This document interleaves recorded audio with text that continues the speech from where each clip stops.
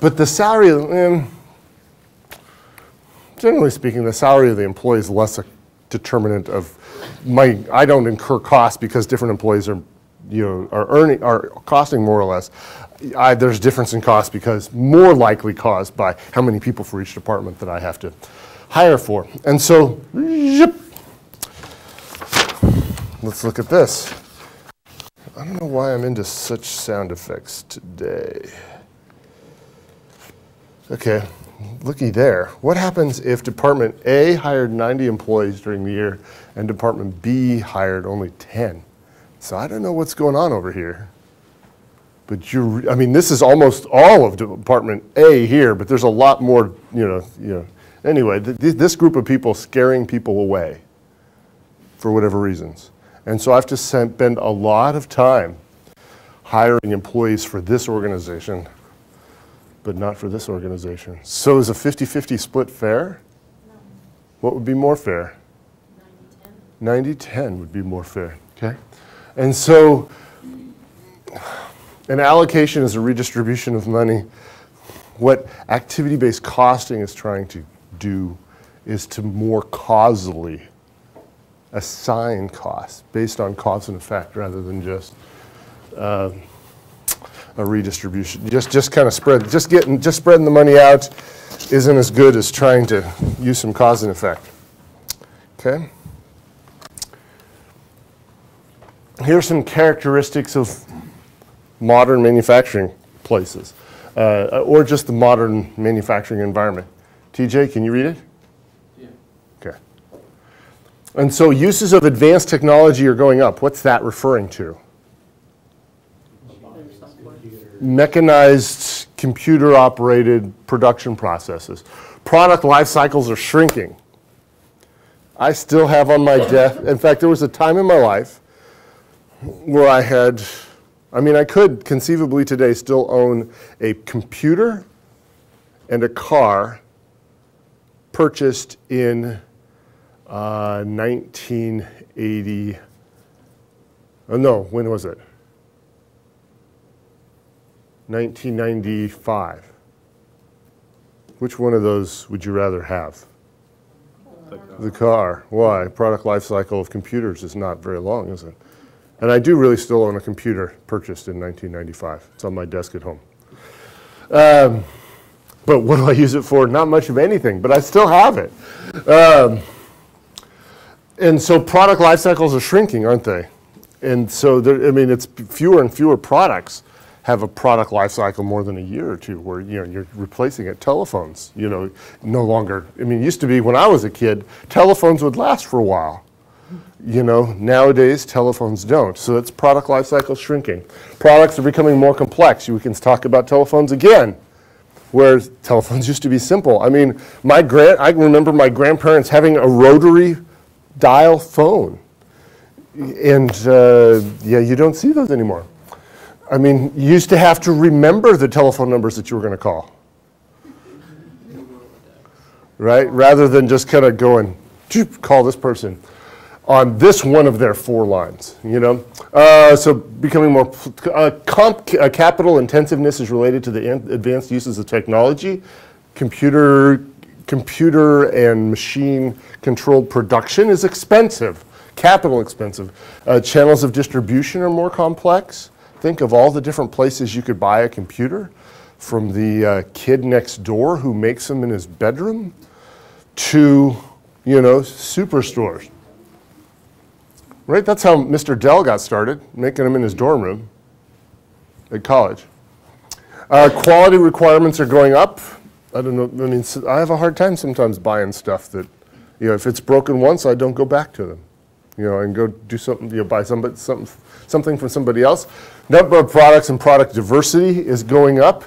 You can't even phones you have to offer multiple colors. We're a long ways from the day of you can have any color you want, just so long as it's black. We are so far removed from that.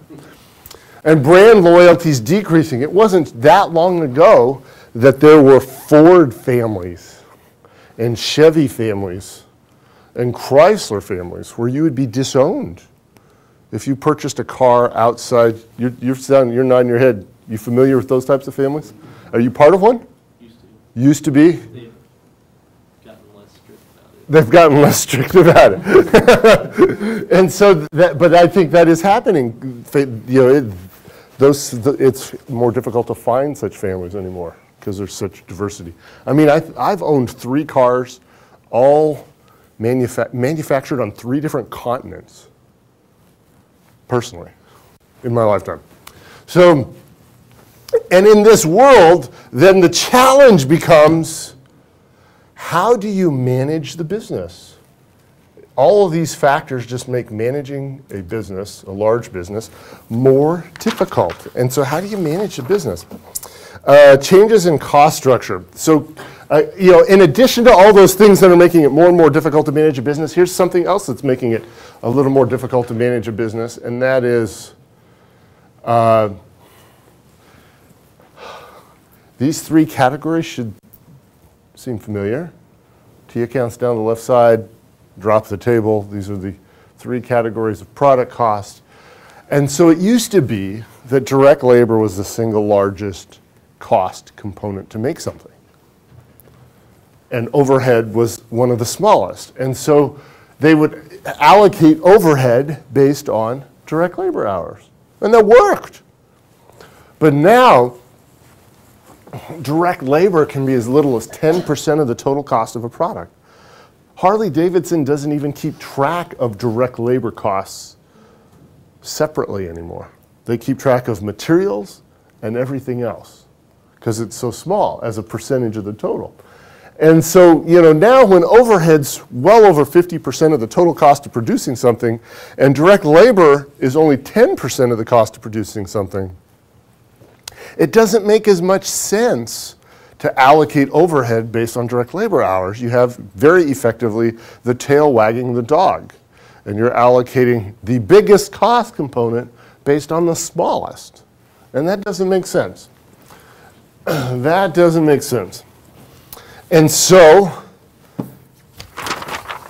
enter stage left, activity-based costing.